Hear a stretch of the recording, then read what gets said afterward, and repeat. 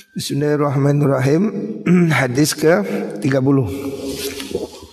Kita sekarang memasuki hadis yang ke 30. Apa lafadznya?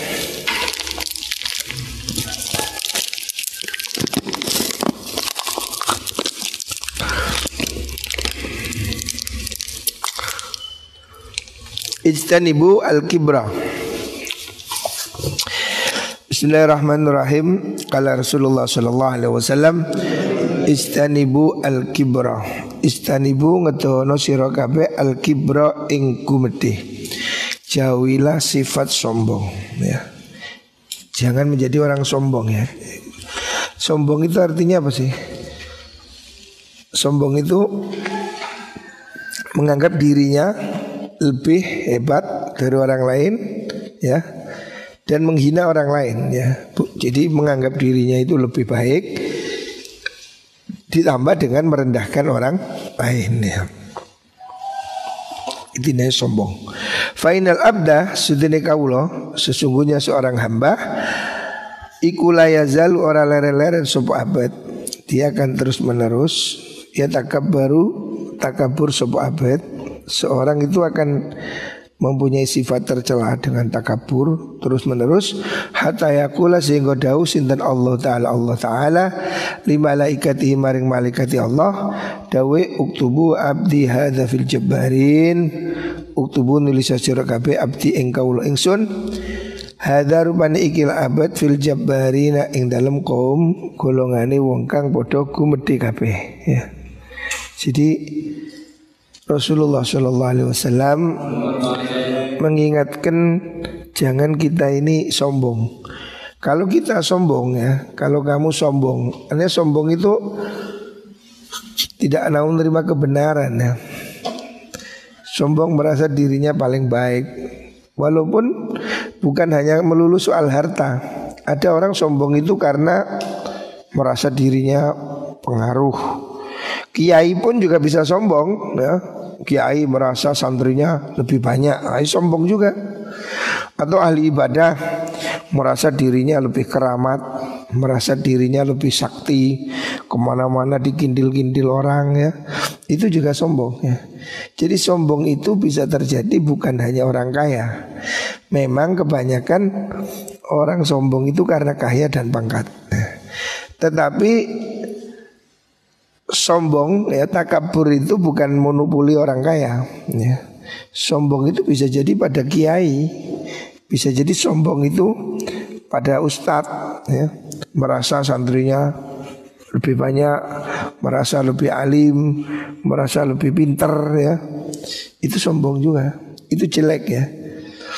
Jadi orang yang hatinya masih ada sedikit pun rasa sombong tidak akan bisa masuk surga. Makanya jangan kita punya pikiran sombong, ya. Merendahlah, ya. Kata Syekh Abdul Qadir Jailani, kita ini pada siapapun jangan merasa lebih. Kalau ada anak lebih kecil, kita harus merasa lebih rendah. Karena apa? Anak kecil itu mungkin dosanya masih sedikit. Kita ini pasti karena lebih tua dosanya lebih banyak. Maka kita tidak boleh sombong. Begitu juga pada orang yang lebih tua. Orang lebih tua itu harus kita yakini dia pasti ibadahnya lebih lama dari kita. Kalau kita mungkin lebih dicintai Allah karena ilmunya. Kalaupun kamu lihat orang bodoh, jangan dihina. Orang bodoh mungkin dia diampuni Allah karena kebodohannya, tidak tahu, ya. Jadi jangan bersifat sombong, merasa lebih dibanding siapapun, ya. Walaupun itu kiai, walaupun apapun, ya, statusnya, jangan pernah merasa sombong. Karena kalau orang itu sombong, Allah akan uktubu abdi hadza fil jabbarin. Allah akan suruh catat malaikat dia di golongan orang yang jabbarin, ya. Jabbar itu ya orang yang sombong-sombong, diktator, ya. Artinya kalau sudah orang itu dicatat minal jabbarin, dia dianggap sebagai golongan para orang yang sombong, orang yang durhaka, ya tiketnya sudah jelas masuk neraka. Naudzubillah, ya. Ini hadis sahih. Hadis Imam Ibnu Adi an Nabi Umamah, ya. Jadi sedikit pun jangan ada sombong. Ij'alu akhir salatikum billaili witran. Ij'alu ndadekno sira kabeh akhir salatikum ing akhire salat sira kabeh. Witron fil laili indal mungi witron ing ganjil. Hendaknya kamu jadikan akhir sholatmu itu witir kalau sholat malam. Jadi kalau kamu sholat tahajud, witir itu bisa dilakukan dua ya. Kamu boleh witir setelah isya ya. Kamu boleh witir setelah isya. Kalau kamu malam hari takut tidak bangun, kamu witir setelah isya. Kalau kamu malam harinya bangun, maka kamu witirnya di akhir sholat malam ya. Witir itu ganjil satu. Jadi sholatnya itu bisa 2-2-2-1 atau 2-2-2-2-1. Pokoknya akhirnya sholat itu usahakan satu ganjil. Nah sholat witir ini bisa dilakukan 1 rakaat sendiri, ini lebih baik. Bisa juga dilakukan 3 rakaat terakhir.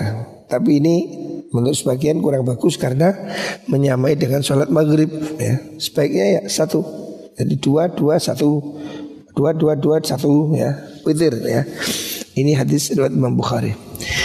Ij'alu min salatikum fi buyutikum wa la tattakhidhuha kuburan. Itahidu ngalapo sira kabeh. Ij'alu ya. Ij'alu dadekno sira kabeh min salatikum sanging salat sira kabeh fi buyutikum ing dalem pira-pira omah sira kabeh ya. Jadikan salatmu di rumah ya. Artinya ambillah bagian dari sholatmu itu ada yang di rumah. Ulama menafsirinya artinya sholat di rumah itu sholat sunnah ya. Kalau sholat jamaah sebaiknya di musola, sebaiknya di masjid. Tetapi kalau untuk sholat sunnah hendaknya ada yang di rumah ya. Jangan kamu kosongkan rumahmu dari sholat ya. Ij'alu min sholatikum fi buyutikum. Jadikan bagian dari sholatmu ada yang di rumah. Kalau di pondok ya ada yang di kamar ya. Sholat apa yang di kamar atau di rumah? Ya sholat sunnah ya. Itu dianjurkan ada yang ada di rumah.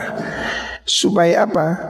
Supaya ulama menafsirinya ini supaya itu lebih murni.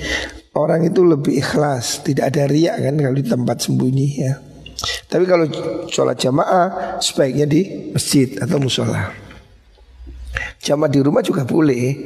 Cuma yang dimaksud anjuran ini adalah anjuran untuk melakukan sholat sunnah di rumah. Wala tattakhidhuha kuburan. Wala tattakhidhulan ojo ngalap sira kabeh ha ing mengkono sholat ha ing mengkono buyut kuburan ing kuburan. Jadi Kanjeng Nabi memberi satu perumpamaan yang istimewa ini. Jangan jadikan rumahmu seperti kuburan ya. Jangan jadikan rumahmu seperti kuburan. Artinya kuburan itu kan tidak bisa sholat loh. Orang sudah dikubur kan nggak bisa bangun ya. Dan Nabi mengatakan rumah yang tidak dipakai sholat itu seperti kuburan. Artinya kuburan itu kan tidak bisa dipakai sholat. Nah, jangan jadikan rumahmu seperti kuburan ya. Dan Rasulullah SAW menyamakan orang yang tidur semalam suntuk, gak mau tahajud, itu seperti orang mati. Seperti orang mati yang dikubur itu, gak berbuat apa-apa ya. Jangan kamu jadikan rumahmu seperti kuburan. Dan jangan kamu seperti mayat, malam hari gak bangun, tidur aja. Malam tidur, pagi tidur ya. Terus kamu ini hidup apa mati gitu loh. Jangan banyak-banyak tidur ya. Tidur ini maksimal sehari 8 jam. Jangan tidur lebih dari itu, sudah berlebihan ya. 6 jam, 8 jam sudah cukup ya. Kalau tidur 14 jam, waduh itu bayi kalah ya. Terlalu banyak itu ya. Rumah kita ini harus ada kebaikannya ya. Makanya di rumah itu bacakan Quran. Hadis lain mengatakan terangi rumahmu dengan baca Quran. Jangan jadikan rumahmu seperti kuburan. Artinya rumah yang tidak dibuat sholat, rumah yang tidak dibuat ngaji, itu seperti kuburan. Artinya kuburan kan tidak dipakai apa-apa, kosong melompong.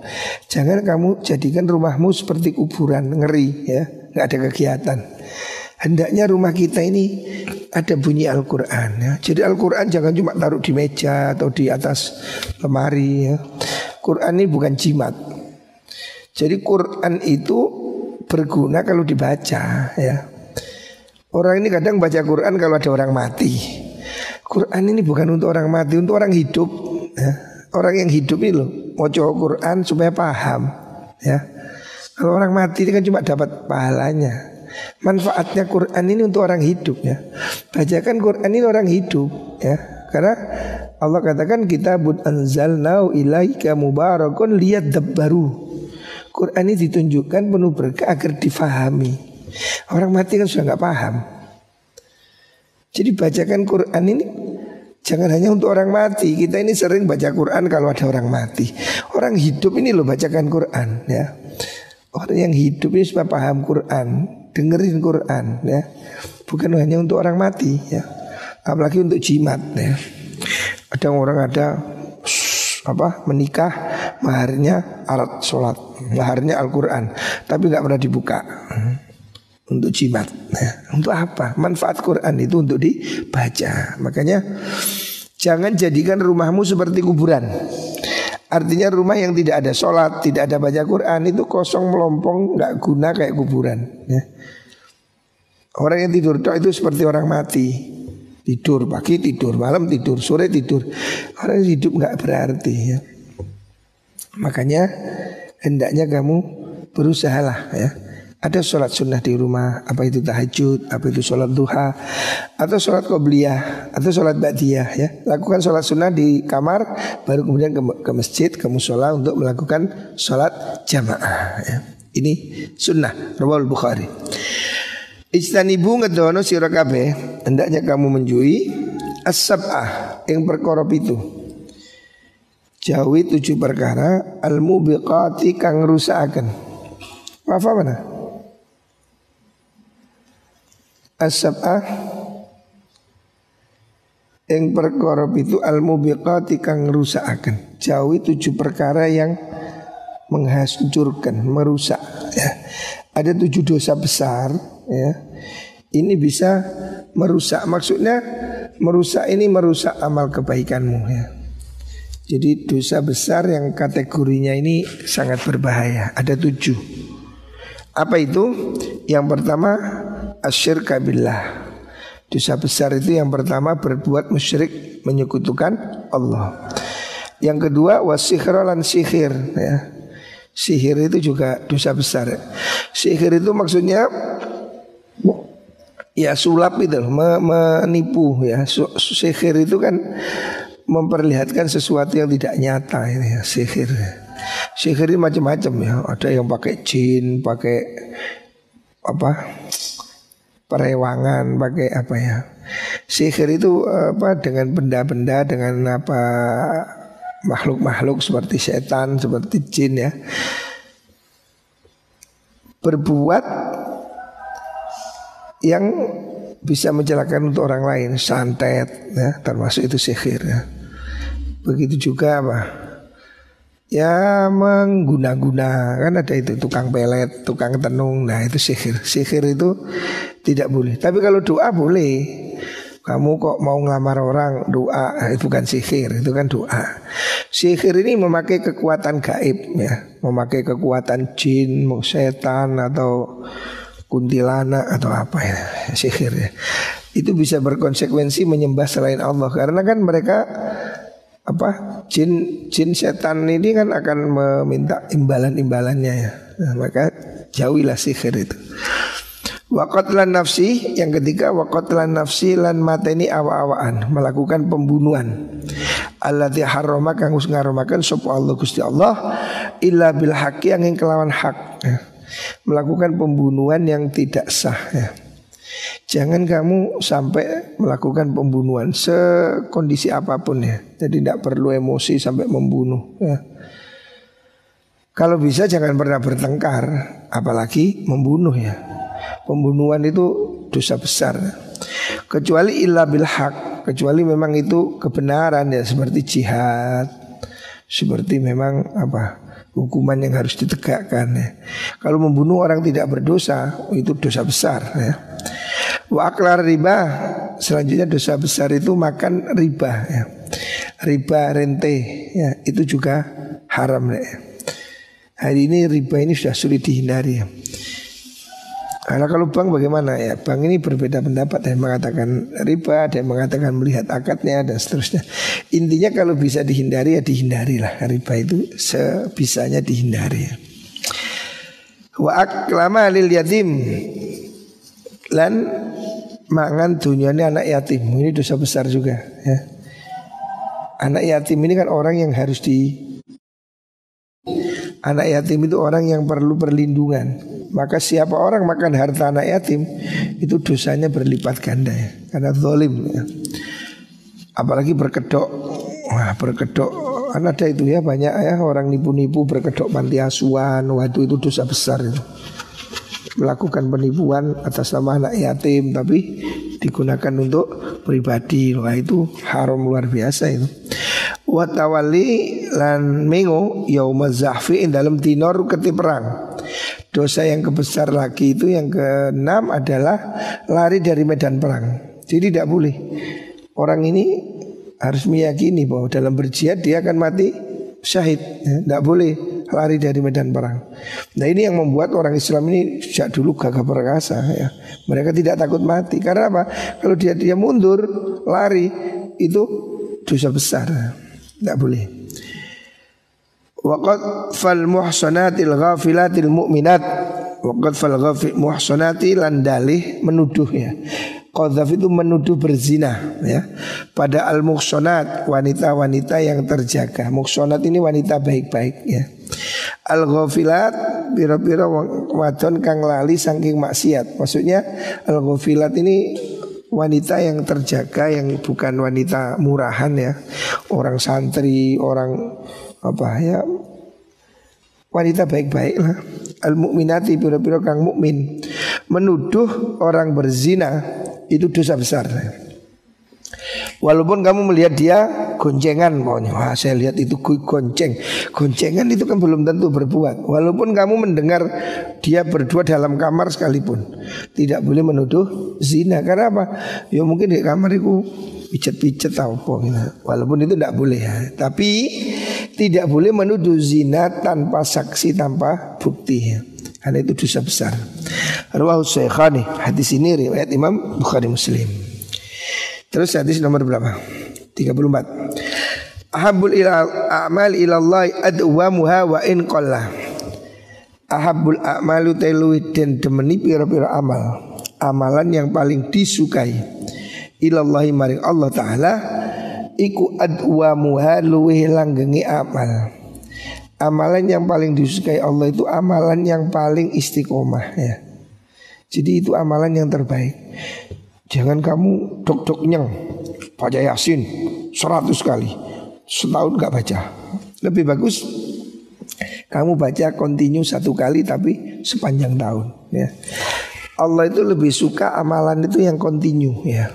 Kamu baca sholawat 10 kali tapi rutin, itu lebih baik daripada kamu baca 1 kali 1000 kali terus tidak pernah baca sama sekali. Lakukan ibadah itu sebisanya rutin ya, jangka panjang ya, wirid ya. Ayah saya dulu mengajarkan amalan itu, wiritan itu istiqomah itu minimal 3 tahun. Begitu juga di Lirboya dulu begitu. Orang wiritan dalail minimal 3 tahun. Orang wiritan Irzul Jausan 3 tahun. Ayah saya juga mengajar begitu.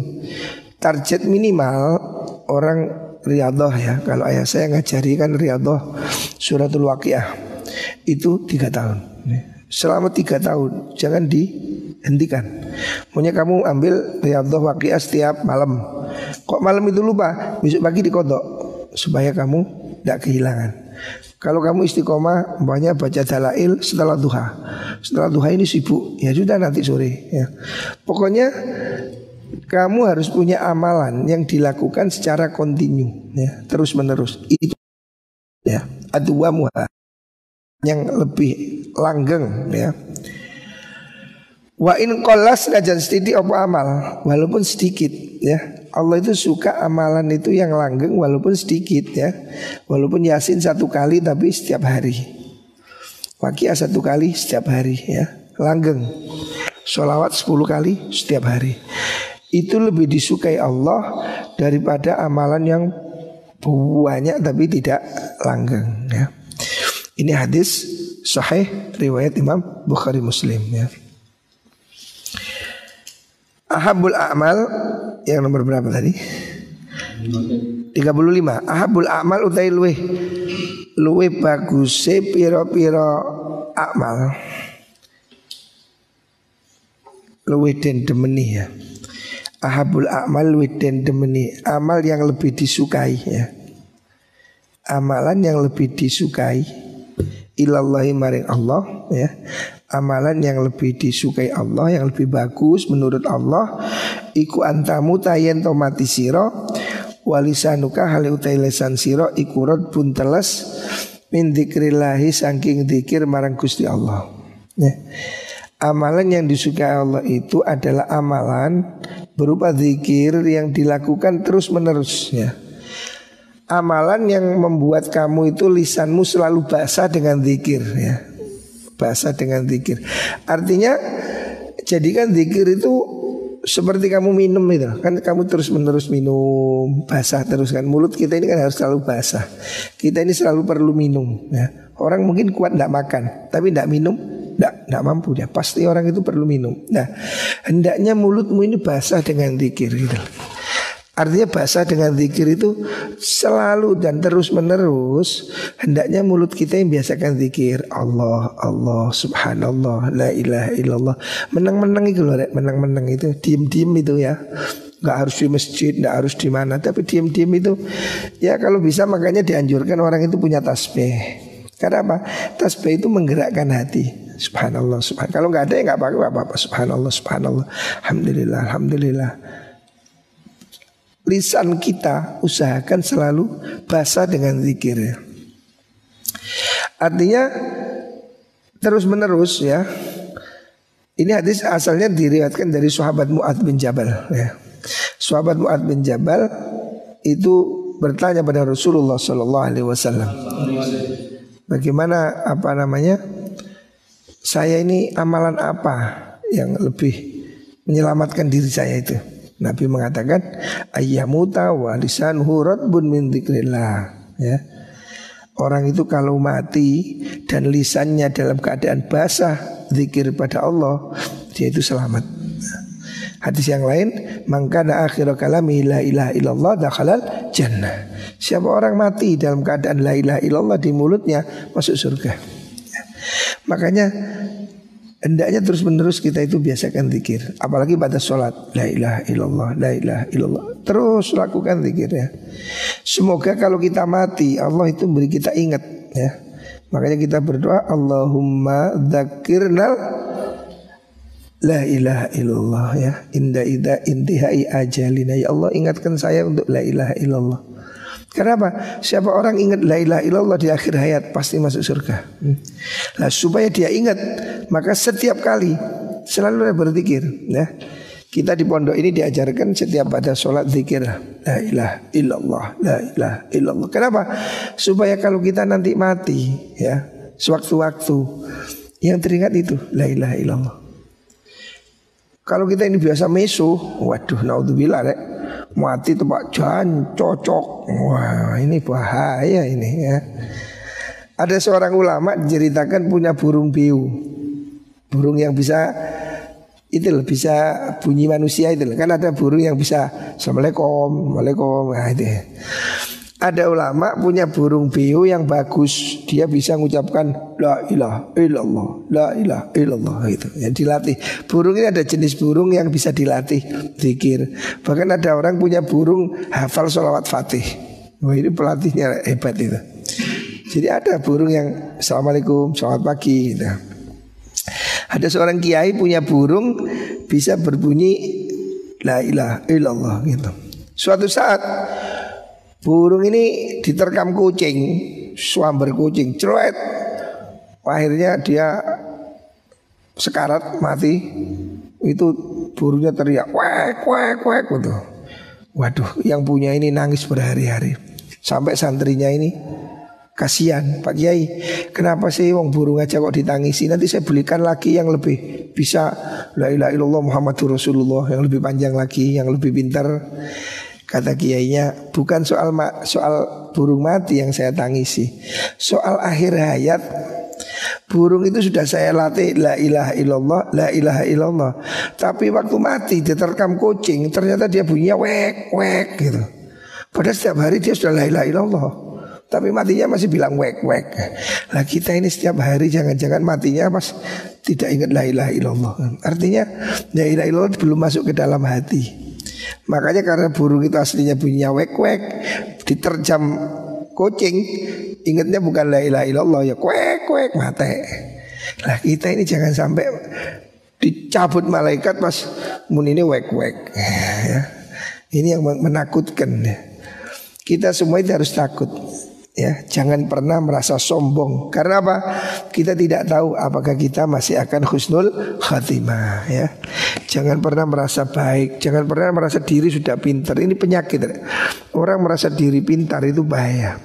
Sama dengan buah mangga yang sudah merasa matang. Buah mangga itu kalau sudah matang apa? Jatuh, bosok, dimakan codot ya. Ini orang yang sudah sok pintar, ini bahaya ya. Gak gelem ngaji. Nah, ini bahaya. Tidak boleh orang itu sok pintar, tidak boleh. Dalam kitab taklim disebutkan orang itu ahli ilmu apabila dia mengaji 1000 kali sama dengan ngaji yang pertama. Jadi seandainya kamu sudah hatam Fathul Qorib 1000 kali, semangatnya masih seperti ngaji yang pertama, itu berarti ahli ilmu. Jangan sudah ngaji 1 kali besok nggak mau ngaji, ya, saya sudah ngaji, itu tandanya bukan ahli ilmu. Kalau ahli ilmu itu tidak pernah puas dengan ngaji, terus menerus kepingin ngaji ya. Lah ini tanda orang ahli ilmu. Kakek saya, Mbak Kiai Anwar, itu temannya Kiai Jazuli Ploso. Tapi kakek saya ini, saya diceritain oleh Kiai Ploso, kalau datang ke Ploso, Mbak Kiai Anwar ini duduk mendengarkan pengajian. Walau yang ngaji itu temannya, gitu. Jadi Mbak Kiai Anwar ini kalau pergi ke Ploso, kan paman saya ini mondok Ploso, Kiai Badruddin, Kiai Mundofar, mondok Ploso. Mbak Yanwar kalau mondok, kalau datang ke Ploso, itu kiai ngaji, duduk mendengarkan ngaji. Nah inilah orang ahli ilmu. Kayak wali murid sekarang, anaknya dikeploi, anaknya ngaji kon metu. Ini goblok ini. Jadi orang itu harus suka ngaji ya. Ini bahaya kalau orang sudah merasa pintar nggak mau ngaji, itu bahaya. Karena apa? Ngaji itu jangan pernah merasa puas ya, jangan merasa pintar. Harus kamu ngaji 1000 kali pun tetap seperti kamu yang pertama kali. Itu tanda orang punya ilmu. Saya ngaji Fathul Qorib ini sudah mulai kecil sampai sekarang sudah hatam puluhan kali. Ya tapi tetap saja nggak merasa wah saya sudah pintar. Tetap kita harus merasa haus ya. Kita akan tetap ada ilmu yang bisa kita serap. Jangan pernah merasa bosan ngaji ya. Ini penyakit ya, penyakit berbahaya ini. Orang kalau sudah nggak mau ngaji, itu tanda orang sombong ya. Jadi kebiasaan untuk mencatat ngaji maknani nggo pulpen itu tradisi yang baik ya, tradisi yang baik. Jadi walaupun kamu sudah sarjana, walaupun kamu mungkin sudah jadi kiai maunya, tetap jangan berhenti belajar, jangan rumongso pinter ya. Karena kalau kamu merasa pinter, kamu akan jatuh. Buah mangga yang merasa masak akan jatuh ya. Kita harus merasa diri ini masih mentah, sehingga terus berusaha menjadi matang, jadi matang, jadi matang ya. Jangan pernah merasa dirimu sudah pinter. Rumongso pinter ya contohnya gak gelem ngaji, itu bahaya deh. Tidak boleh ya. Orang ini nanti akan menyesal kalau tidak mau ngaji. Coba kamu lihat dalam surat Al-Mulk itu. Besok orang-orang yang masuk neraka itu karena apa? Karena dia gak mau ngaji. Mereka akan menyesal. Dia mengatakan qalu law kunna nasma'u aw naqilu ma kunna fi ashabis sa'ir. Besok ketika mereka dilempar ke neraka itu dia akan menangis siapa? Qalu lau kunna nasma'u, kalau saya mau mendengar loh. Dulu kupingnya nggak mau dipakai ngaji, mau dengar musik terus. Mereka nanti akan masuk neraka akan nyesel. Lau kunna nasma'u, seandainya saya mau dengar ya. Dia kan nggak mau ngaji deh. Au nakil, atau saya mau berpikir. Makun nafi ashabis sa'ir, tentu saya tidak masuk neraka. Jadi orang-orang yang hari ini tidak mau ngaji itu akan membayar mahal ya. Siapa yang hari ini tidak mau menerima ngaji secara gratis, kalau kamu nggak mau menerima nasihat hari ini secara gratis, kamu akan membeli penyesalan dengan harga yang paling mahal ya. Kamu akan menyesal. Makanya budaya ngaji, tradisi ngaji ini harus dilakukan dimanapun. Ibu saya aja, ibu saya sudah sepuh, udah umur 80 tahun. Hari ini ibu saya sudah tidak bisa keluar rumah, sudah hanya di atas amben. Ibu saya itu masih setiap hari itu menyuruh santri baca Quran didengarkan. Jadi ibu saya ini sekarang sudah tidak bisa dengar normal, dia harus pakai alat pendengaran itu. Tapi ibu saya ini setiap hari itu nyuruh santri yang nunggu itu ngaji, baca Quran, didengerin, dibenahin. Terus kadang itu dia minta disetelkan. Ibu saya itu penggemar Ustadz Zainuddin MZ ya, almarhum. Itu sejak dulu. Dulu ibu saya itu punya kasetnya banyak. Hari ini ibu saya itu masih kelangenan. Jadi ibu saya itu masih sering kalau sore itu minta disetelkan pengajian Ustadz Zainuddin MZ. Sampai hari ini ya, walaupun ibu saya itu sudah tidak kemana-mana, hanya di atas ranjang, tapi ibu saya itu masih ngaji, masih kepingin dengerin Ustadz Zainuddin MZ. Ini tanda orang punya ilmu ya, anda orang cinta ilmu. Jadi jangan kamu terus gak mau ngaji, merasa pinter, itu berbahaya ya. Itu namanya hati yang keras ya. Kata Imam Luqman Al-Hakim, orang ini kalau jauh dari ulama, jauh dari pengajian, hatinya akan membatu, mengeras ya. Akan mati. Orang tidak makan seminggu, mati. Begitu juga hati kita, kalau seminggu tidak dengar pengajian, tidak dengar nasihat, seperti ini kan kita dinasihati oleh siapa? Oleh Rasulullah SAW. Ini kan hadis. Kita mendengar hadis itu adalah harus merasa kita sedang dinasihati oleh Nabi. Oh, Nabi apa? Di sini Nabi menyatakan supaya apa? Jangan sombong. Nabi mengajari kita bagaimana supaya tidak sholat sunnah di rumah. Nabi mengajari kita apa? 7 dosa besar. Ini harus kita dengar. Kalau kamu sudah nggak mau dengar nasihat Nabi, terus siapa lagi yang akan kamu dengar ya? Jangan hidupmu dipenuhi oleh game, YouTube, apa yang ya, maksiat-maksiat itu. Kurangi semua itu ya. Dulu kakek saya almarhum ya, orang dahulu ini ya, cerita. Kakek saya almarhum itu tidak mau musik sama sekali. Sampai pernah ya, nikahan kakak saya yang barep itu, ning saya yang barep itu, pernikahan. Itu kan ya biasa namanya orang mantu pasang terop kan ya pakai musik lah. Tapi musik apa? Qasidah itu loh. Dulu kan ada Nasidaria, tahu kamu? Nasidaria itu kan lagu apa? Lagu istilah rohani lah kalau sekarang itu kan. Tidak ada Nasidaria lagu cinta, tidak ada. Itu pun kakek saya nggak mau. Jadi waktu pernikahan itu sebelum acara itu kan biasa tukang salon nyetel apa? Kaset itu. Didatangi sama kakek saya nggak boleh. Disuruh nyetel apa? Al-Quran. Jadi orang mau manten nyetel Al-Quran. Jadi orang dahulu itu saking hati-hatinya menjaga supaya tidak suka musik ya, tidak suka seneng-seneng hiburan. Hanya Al-Quran. Jadi mantenan itu ya, waktu itu saya lihat sendiri manten kakak saya tidak boleh nyetel qasidah, suruh nyetel Quran ya. Jadi seumur hidup tidak suka musik. Dan rumah kakek saya itu tidak punya TV, sama dengan rumah ayah saya. Ayah saya itu seumur hidup tidak punya TV. Saya ini punya TV setelah menikah. Itu pun saya beli TV kecil gini, TV mobil. Zaman dulu ada TV mobil. Karena apa? Saya tidak berani. Kakek saya, ayah saya tidak punya TV. Jadi masa kecil saya itu tanpa TV, tidak punya TV. Maka sampai hari ini saya tidak suka TV. Saya tidak pernah nyetel TV itu. Hampir tidak pernah. Tidak suka. Karena apa? Sejak kecil didikan ayah saya tidak pakai TV. Hari ini ada YouTube malah. Dulu tidak pakai. Saya punya TV itu setelah pindah rumah. Setelah rumah sendiri ini istri saya minta TV, ya saya belikan TV. Anak saya minta TV, tak belikan TV. Akan tetapi saya wajibkan waktu sholat harus dimatikan, waktu ngaji harus dimatikan. Karena TV ini racun ya. Tapi hari ini ada yang lebih bahaya dari TV, yaitu handphone itu. Handphone ini setan gepeng, ini bahaya sekali nih. Handphone ini film porno ada, game porno ada, semua yang aduh full maksiat. Handphone ini subhanallah azim ya sudah. Makanya sebetulnya handphone itu racun ya. Makanya sebetulnya anak kecil itu tidak boleh bawa handphone.